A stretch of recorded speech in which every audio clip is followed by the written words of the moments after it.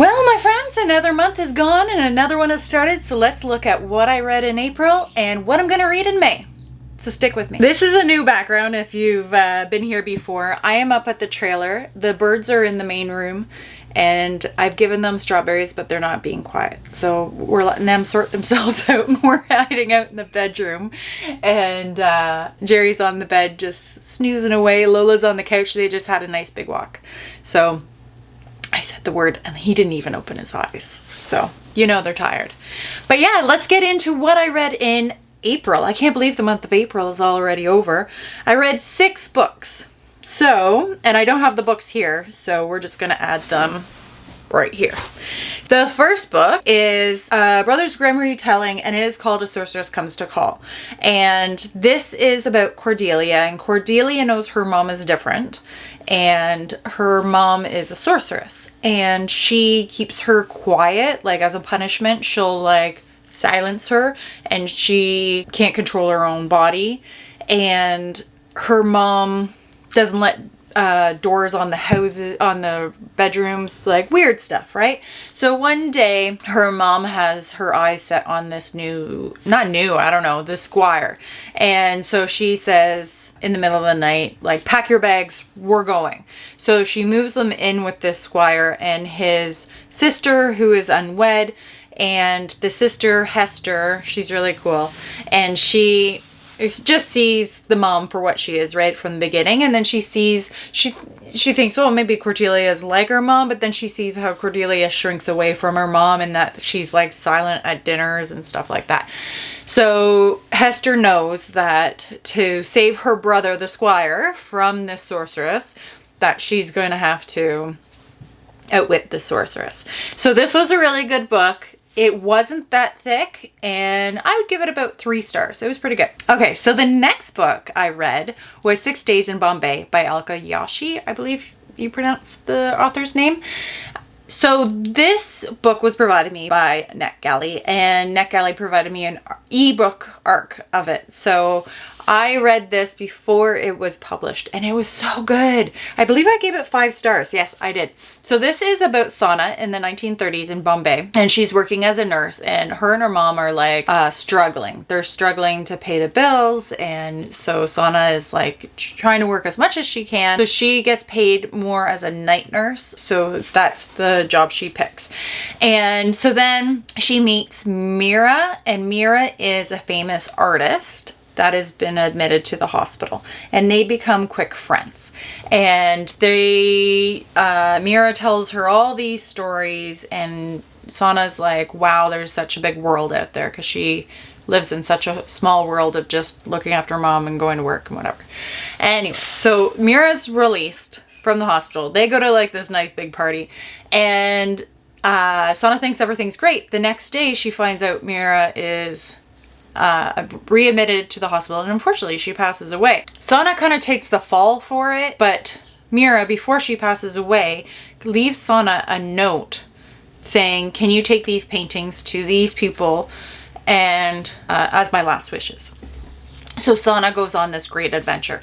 I highly, highly, highly recommend this book. Please go pick it up if you have not already. So good. The next book was an audiobook called Hidden Nature by Nora Roberts. And once again, this was provided by NetGalley as an audiobook to me as an ARC to listen before it was published. So this one is about Sloane. And Sloane is a really strong police officer who's in the wrong place at the wrong time, gets shot, needs to go back home to her small town to recover, and she meets the love interest. But this is more, no, Nora Roberts does like romance, but then she does like some books that like a mystery thriller. This is more of a mystery thriller. So if you like The Witness or The Collector, I believe it's called, by Nora Roberts, you're really gonna like this one. And there is a murder mystery, but it's also I'm talking a lot with my hands.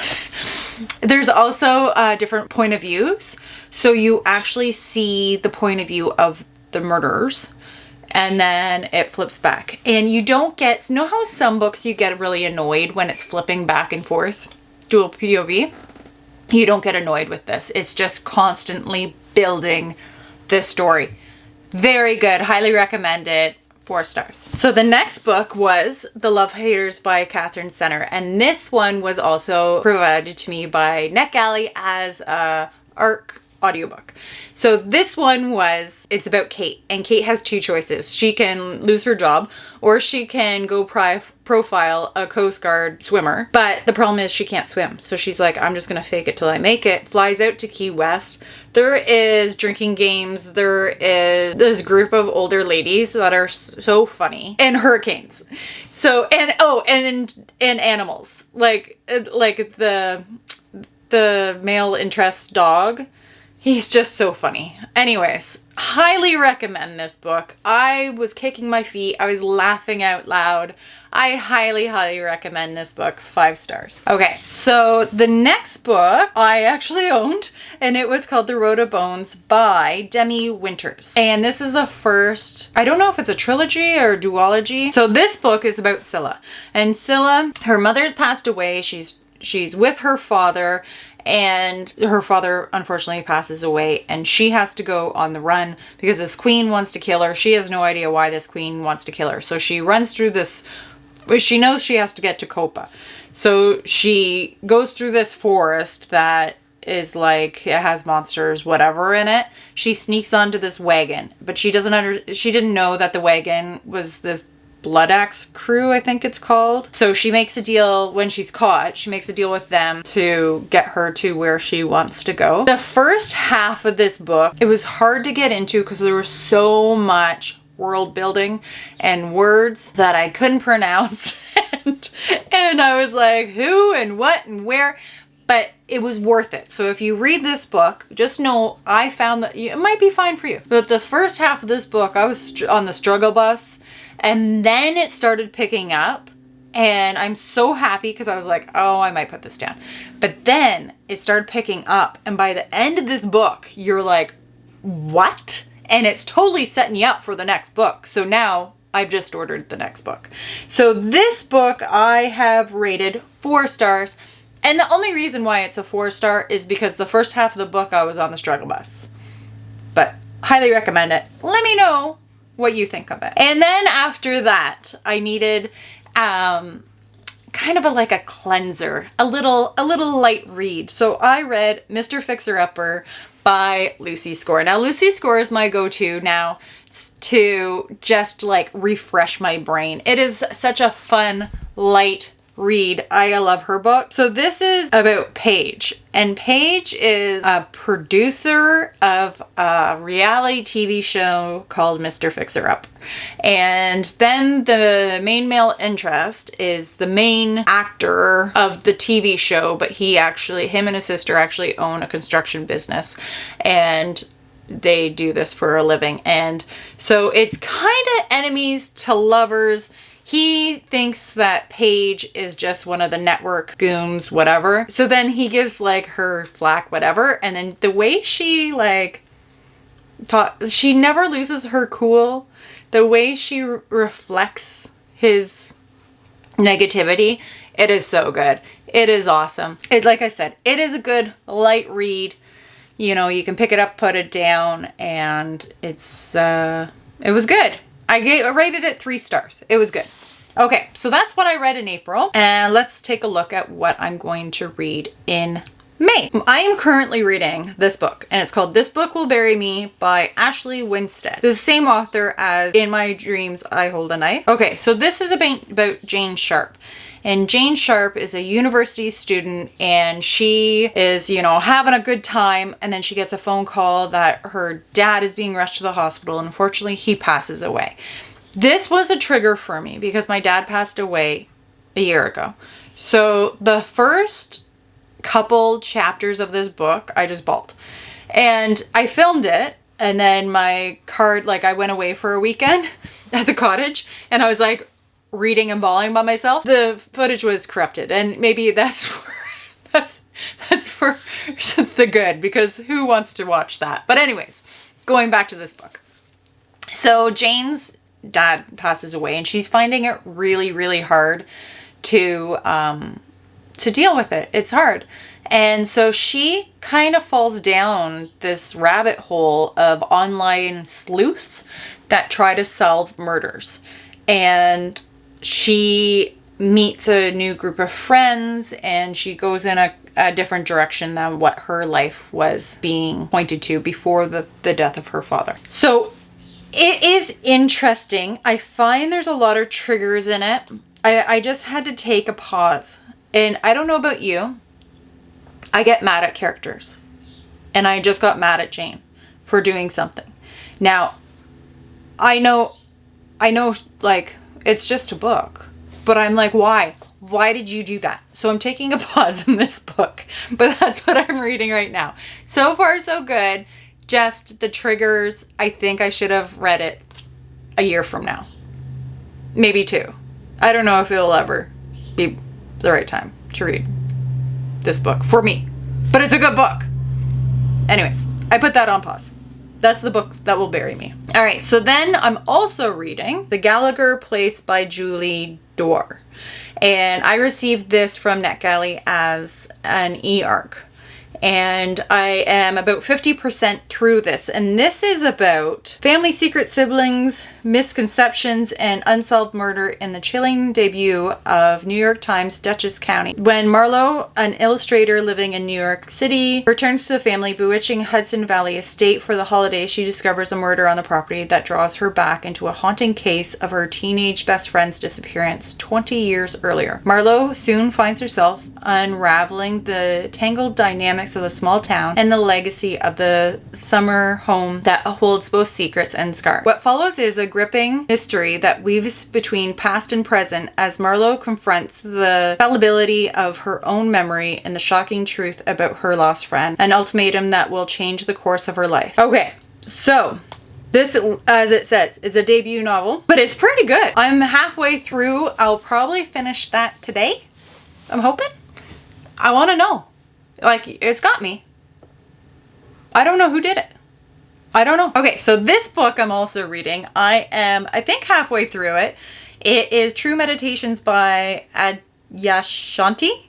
And this was also an e-arc provided by NetGalley. This is practical instructions and 3 guided sessions to Adya's unique approach to meditation. It's very interesting. I'm liking it. I want to get more into meditation. I need to calm this brain down. So yes, that will be finished in May. Now, guys, getting excited. Fredrik Backman, My Friends. Now this is not published till May 6th, so I have a week to read this before it's published. I have not read Fredrik Backman's books before, and I keep hearing about Beartown. I'm really intrigued. So this one is, most people don't even notice them. 3 tiny figures sitting at the end of a long pier in the corner of one of the most famous paintings in the world. Most people think it's just a deception of the sea, but Louisa, an artist herself, knows otherwise. She is determined to find out the story of these 3 enigmatic figures. 25 years early, in a distant town, a group of teenagers find refuge from their difficult lives by spending the days laughing and telling stories out of the pier. There's Jar, never breaks down from a fight. Quiet and bookish Ted, who is mourning his father. Allie, the daughter of a man who never stays in one place for long. And finally, there's the artist, the boy that hoards sleeping pills and shuns attention, but who possesses an extraordinary gift that might be his ticket to a better life. These 4 lost souls find in each other a reason to get up in the morning, a reason to dream. Out of the summer emerges a transcendent work of art, a painting that will unexpectedly be put into the 18-year-old Louisa's care. As she struggles to decide what to do with the bequest, she embarks on a surprise-filled cross-country journey to learn the story of how the painting came to be.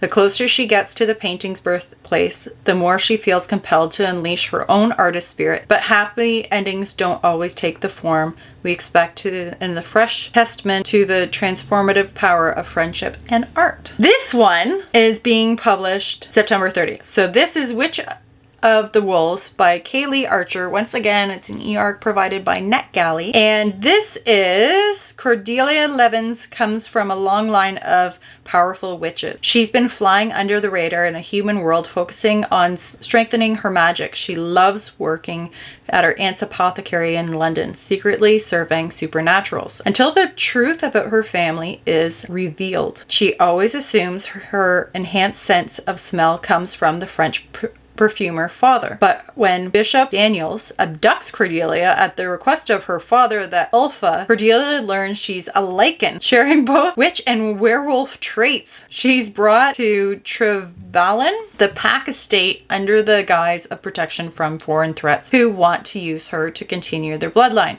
She quickly learns that to keep her from being sold off to another pack, her father intends to give Cordelia as a mate to Bishop, his second in command and future Alpha. Cordelia refuses to accept this as her fate. She can't rely on her magic alone to escape, and when she learns Bishop plans to challenge her father's power, she reluctantly begins to trust him. The cracks within the pack become evident, and something is bound to break. And Cordelia and her growing desire for the man who shouldn't set her on fire are right at the center of it. Witch of the Wolves is the first book by Victorian Romantasy series featuring an intense and sexy romance in a world on the brink of change. So yes, I'm excited for that as well. I think those are all that I'm going to read, and then I'll probably just add a couple because I'm a mood reader. I'll be like, and I'll just pick this up. I'm also reading some nonfiction. So right now, I'm also reading Letton Theory by Mel Robbins. I'm almost finished that. I was reading this before as an audiobook. I went out and bought the physical book because I wanted to annotate because it was so good. So this one will be a 5-star. I know it. I want to pick up Think Like a Monk by Jay Shetty. So I've been looking for that. I don't know why. I'm like, I want to pick it up as a used, like I can just order it, but I'm trying to find it as a used book, and I'm running around like a chicken trying to find this book, and nobody's coughing it up because I think it's such a good book. So yes, I want to read that as well. Let me know if there's any nonfiction books that you are reading, because I really want to read at least 2 a month. Okay, so I think that's it for this video. The bird stayed quiet the whole time. Sherry slept through the whole thing, Lola slept through the whole thing, and we did it. So let me know if there's any of these books that you want to read, or what is on your TBR so that I can add it to my June TBR. Please like and subscribe if you've lasted this long. I would love it if you could become one of my friends on YouTube, and I will see you soon. Thank you.